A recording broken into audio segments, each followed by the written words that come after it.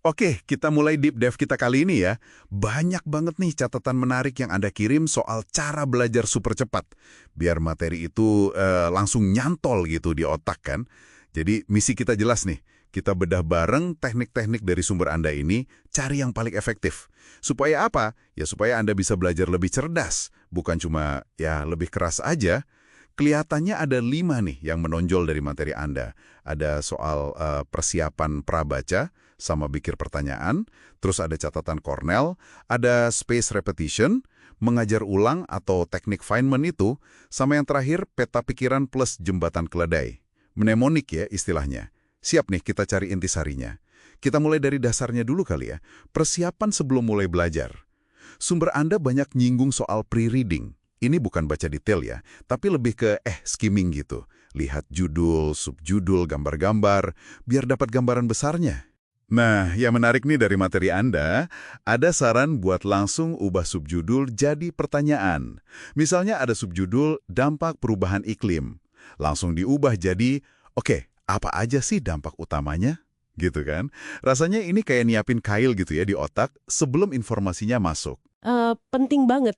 Beberapa riset yang Anda kumpulkan itu menekankan pergeseran. Dari yang tadinya kita cuma dengerin pasif, jadi pembelajar aktif. Nah, dengan udah ada pertanyaan di kepala, otak kita tuh nggak cuma nerima info, tapi secara aktif nyari jawaban pas dengerin penjelasan. Iya kan? Jadi fokusnya beda banget. Retensi awal juga biasanya lebih kuat. Ini bukan trik aneh-aneh sih, tapi emang memanfaatkan cara kerja otak kita aja sebenarnya. Oke, otak udah panas nih ceritanya. Sekarang pas lagi belajar atau di kelas, mencatat. Metode catatan Cornell ini sering banget muncul di sumber-sumber Anda ya. Awalnya emang kelihatan agak, gimana ya, agak ribet mungkin. Ada 3 bagian gitu kan, kolom kanan buat catatan utama pas dengerin, terus kolom kiri buat kata kunci atau pertanyaan tapi diisinya setelah kelas, sama ada bagian ringkasan di bawah. Tapi kayaknya struktur ini sengaja ya biar kita lebih berinteraksi sama catatannya. Betul sekali. Strukturnya itu punya tujuan, bukan cuma biar rapi aja. Kolom kiri itu, itu jadi alat review aktif yang efektif banget. Coba aja tutup bagian kanan, terus tes diri sendiri pakai kata kunci di kiri. Dan bagian ringkasan di bawah itu, wah, itu krusial. Proses kita nulis ringkasan pakai kata-kata sendiri itu benar-benar tes pemahaman loh. Kalau kita bisa nyerain poin utama dengan bahasa kita sendiri, itu indikator kuat materinya udah masuk. Tantangannya yaitu, gimana bikin ringkasan yang benar-benar sintesis, bukan cuma nyalin ulang poin per poin. Catatannya udah oke nih. Tantangan berikutnya kan gimana biar infonya awet, nggak gampang lupa. Disinilah 2 teknik dari catatan Anda penting banget. Space repetition sama teaching to learn. Pengulangan berkala sama teknik Feynman. Space repetition, ya namanya juga pengulangan berkala, jadi kita review catatan tapi interval waktunya makin panjang. Misalnya hari pertama, terus 3 hari lagi, seminggu lagi gitu ya. Sumber Anda nyebutin bisa pakai flashcard atau aplikasi kayak Anki gitu buat bantu ngatur jadwalnya. Terus ada teknik Feynman. Idenya sebenarnya simple, tapi kayaknya kuat banget efeknya. Coba aja ajarin materi itu ke orang lain. Atau pura-pura ngajar deh. Yang menarik, materi Anda tuh nekenin, pas kita jelasin terus, macet nih. Atau susah nyari kata-kata yang simple. Nah, itu dia area yang kita sebenarnya belum paham betul. Saya sering ngalamin nih. Iya, dan kedua strategi ini sebenarnya nyerang masalah lupa dari sudut yang beda.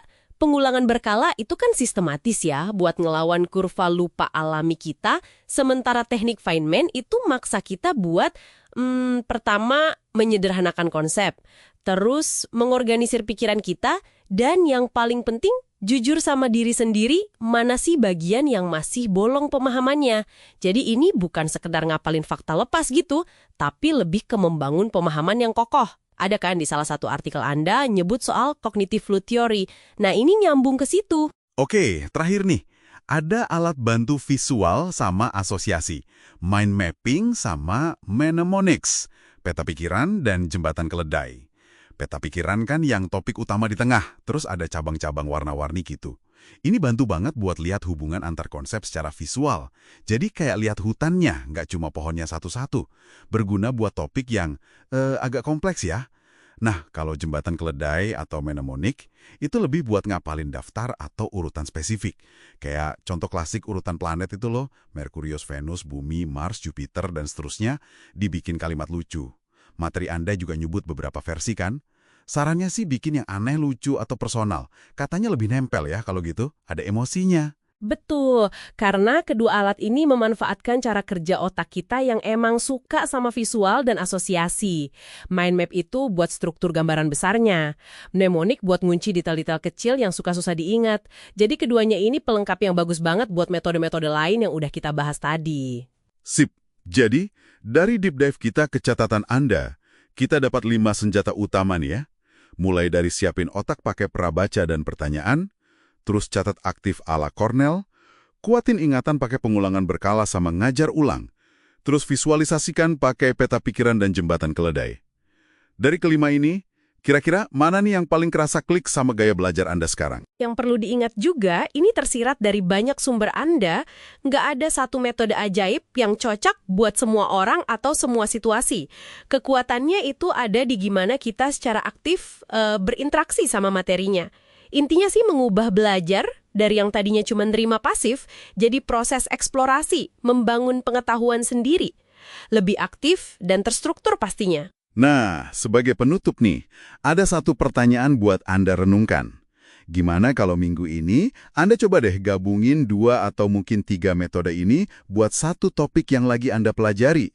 Misalnya nih, coba bikin pertanyaan prabaca, terus pas belajar catat pakai Cornell, lalu nanti reviewnya pakai spaced repetition sambil coba bikin mind map kecil gitu. Siapa tahu hasilnya bisa mencerahkan banget.